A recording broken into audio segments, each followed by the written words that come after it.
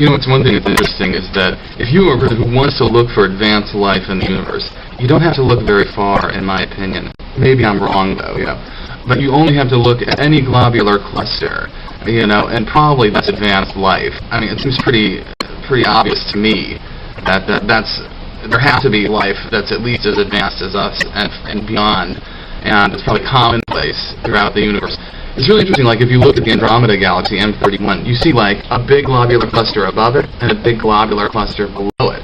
And to me, what that means is like, from the plane of the Milky Way, you either go up or you go down, as a civilization. And it takes millions of Earth years, millions of even, Pluto years or whatever to long time to go up or down. And it's really interesting, like the one on the top, depending on your perspective, is much closer to the plane.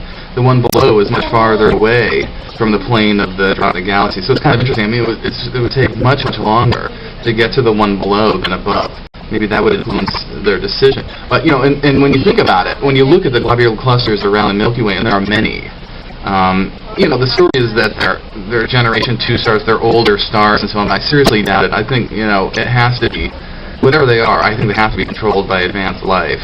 And so I think it's interesting that, you don't have to look far for advanced life. And the interesting thing is, I think that's evidence that we are going to run into some advanced civilization before too long. Maybe not initially, maybe not after the first or second or third stars that we reach and start exploring and developing and growing to and evolving on. But I think by the 10th, we will have, if not sooner, we will have run into some advanced civilization. It's almost like when the Europeans came to the Americas, it didn't take long to find some other humans that were already there, and I think it's a similar type of thing. When you look at the globular clusters, also a really interesting idea about that. And of course, maybe I'm wrong. There's nothing wrong with speculating. If I'm wrong, hey, it's no big deal. If I'm right, maybe that's something to learn from. Maybe that's something to think about and to either prove or disprove. And I don't think I'm the first one to reach this conclusion. I think one of the first people to say it publicly, because if you look at the first message that was ever sent, as far as I know, from the Arecibo radio telescope, was sent to a globular cluster. I mean, it's not coincidence. But why did they not announce publicly, hey, we're doing this because we think globular clusters might be the product of advanced intelligent life? They didn't say that. I guess, they didn't want the entire psychiatric apparatus placed on top of them. And, it's a frightening psychiatric apparatus. We casually laugh about people who are nutters or weird and so on like this, but a lot of people are being locked into these hospitals without a trial, without even having broken a law. Let's make sure they have broken a law before we lock them in a hospital for life, And they're drugged, tortured with 4-point restraints, tied to a table with less room to move than a dog on a leash. Just as an aside, just to say, let's think about the psychiatric thing, the system. I think, we ought to make it legal. We ought to make it psychiatric consensual treatment only. Healthcare ought to be consensual only. We don't let people take out our lung or liver, remove our liver without our clear consent and permission. Why would psychiatric treatment be any different? I can make the exception for maybe somebody that's violent, in the act of violence. Yeah, of course, you might want to tranquilize or dart them, or something. That, I think, is a little different, and that I could allow an exception. But somebody who's just walking around Jane Doe, Joe Blow, walking around on the street or wherever, not violently, not disobeying any laws. No, there's no reason, and I think there's no right for any person to do a surgical operation or, to treat them for some disease without their clear consent.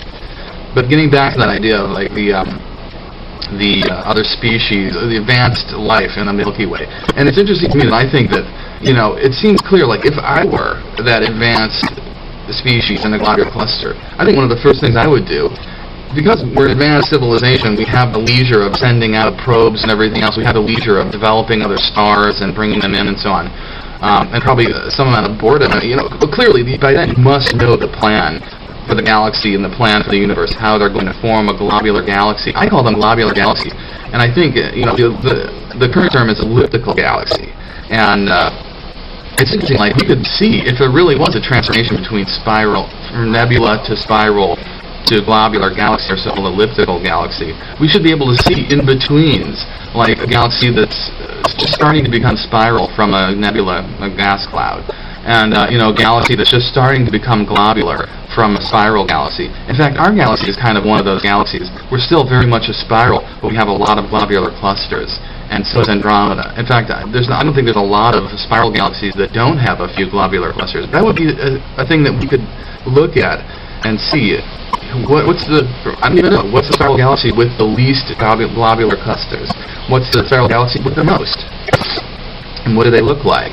And is there a clear linear development, that would imply some sort of advanced life putting together their galaxy in an orderly way? But what these advanced, if I were them, I would send out probes to as many stars as possible to see what are the planets like. It's just like Carl Sagan said, some kind of Encyclopedia Galactica of all the different stars and planets. And so there very well may be, there are, I think potentially there's a few hundred globular clusters. There very well may be one that has sent some sort of probe to observe the star and the planets around the star. And so I think that's pretty amazing. And, I think the chances of us finding this kind of a probe are very small. Because they're probably much more advanced than we are. And if they don't want to be detected, which maybe they don't, I wouldn't know if they would or wouldn't. Maybe at some point they would have some sort of message or communication for all species that are able to move from planet to planet or that have the technology to find their probe. Maybe they would allow the probe to be found. It would be like finding a needle in a haystack, though, I think. Although, it's interesting to think, like, if they really want to zoom in close on some planet with life, I'm not sure how far away they would have to be, but it seems like they might have to be relatively close to get a good look at the surface and so on. But it's interesting that the coolest part of that, I think, is that there might be videos, or captured images that they have of our own planet. It would be like money for us, we would be like, we're very interested in getting those images because we want to know about our own history. We want to know about the extinction of the dinosaurs or about even the recent human history. What did these people look like? We have no images of them. The evolution of humans, for example, is very interesting to we modern humans now. So those would be very precious. That'd be very precious information for us that a globular cluster might have stored. So I think it's interesting to think about.